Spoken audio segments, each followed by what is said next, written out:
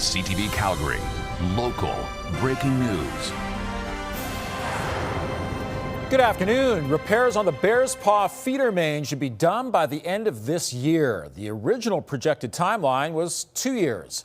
The city sped up the timeline by avoiding putting the work out to tender. Instead, a sole source contract has been awarded to Graham Construction. Parts have been ordered and site setup begins tomorrow at 3 locations: Edworthy Park, Shouldice Park, and Sarcee Trail near 73rd Street Northwest. Fences and signage will be in place, and the city is asking people to be patient as construction gets underway. It's expected to be completed by December.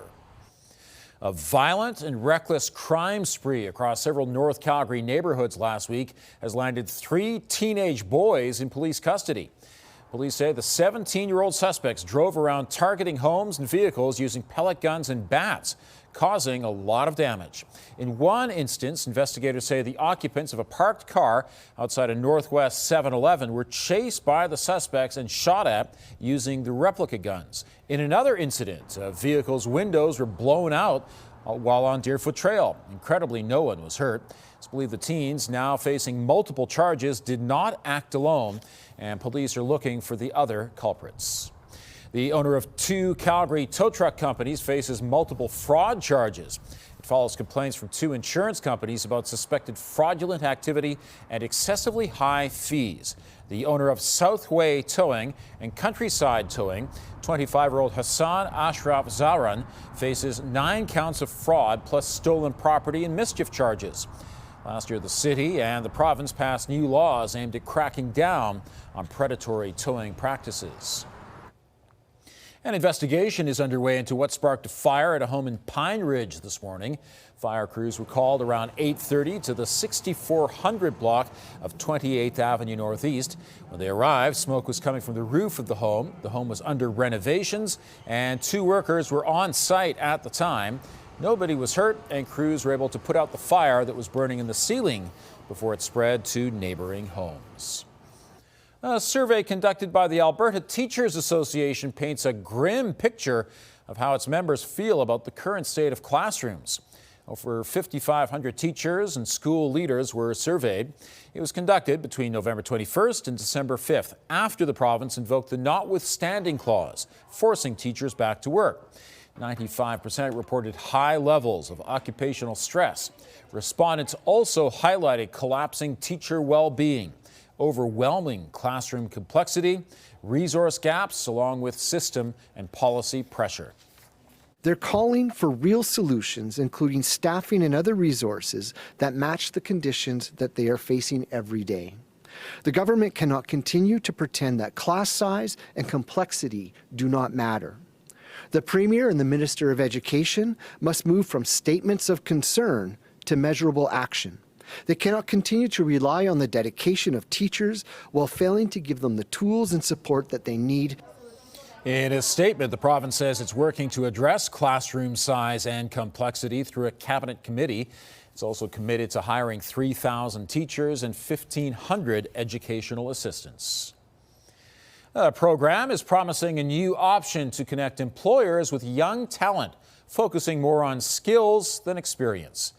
Calgary Economic Development's Talented Greater Calgary is designed to help employers connect with future workers in their teens by offering work-based learning. It also includes in-person and virtual AI training and an AI-enabled skills matching platform to connect employers with you. CED says this will help young workers trying to find their first job. Employers tell us they need efficient, low-risk ways to bring in emerging talent, while youth tell us they need experience and references to get that first yes, to jumpstart their careers. Talented Greater Calgary was built to address this challenge. The goal of the program is to create 2,000 new projects or placements for young workers by next year. Las Vegas wants Canadian tourists to come back, so much so, one hotel chain will take the Canadian dollar at par. I want to go to at par. So if you book on our website, you book a hotel room, Canadian dollars go off as American dollars. Derek Stevens is the CEO of a chain of 3 hotels in Las Vegas, the Circa, the D, and the Golden Gate Hotel and Casino. The bars in the 3 hotels will also take Canadian dollars at par. Traffic at the Las Vegas airport dropped every month last year, with traffic down nearly 10% in December. Canadians are the largest foreign market for tourism in Las Vegas. When cannabis became legal in Canada, growing facilities popped up all over the country, but not all of them survived. In Crossfield, one sat empty for 2 years until a group bought it and repurposed it to grow vegetables. Kevin Fleming has more. The nursery at Energrow Greenhouses is filled with more than 16,000 seedlings. Everything we do in this facility is from seed. From seed, it produces the cleanest material, it's sterile, it's sanitized, and there's there's no introductions of bugs that would come into the facility. It's not often you can purchase a fully functional, state-of-the-art greenhouse, but that's just what the owners of Energrow Greenhouses did last summer. It's taken a few months to figure out all the specialized electrical, HVAC, and watering systems, but they're all operational. The cannabis world had set this up for us. Most of the tanks that you saw downstairs were here when we purchased the facility. Greg Miller tweaked a number of the systems that were in place to automate them into a growing schedule that fit the produce needs. And then we can do things like take the lights up, take them, go to different amounts of light depending on the plant stages. One of the biggest costs in this part of the world for a greenhouse is electricity, but Energrow has found a way around that by using motors running on locally sourced natural gas to generate what it needs. When you create energy, electricity, you have waste products, and 2 of the waste products are heat and carbon dioxide, and those are 2 products that a greenhouse needs.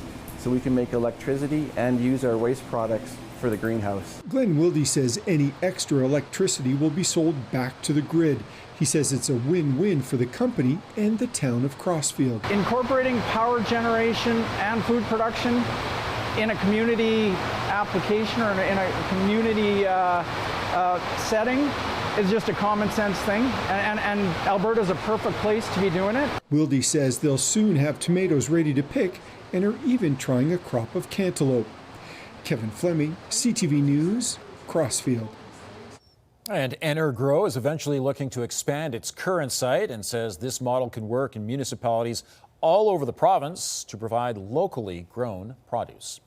Thanks for joining us. We'll have more on the top stories coming up on CTV News at 5 and 6 or anytime online at ctvnewscalgary.ca.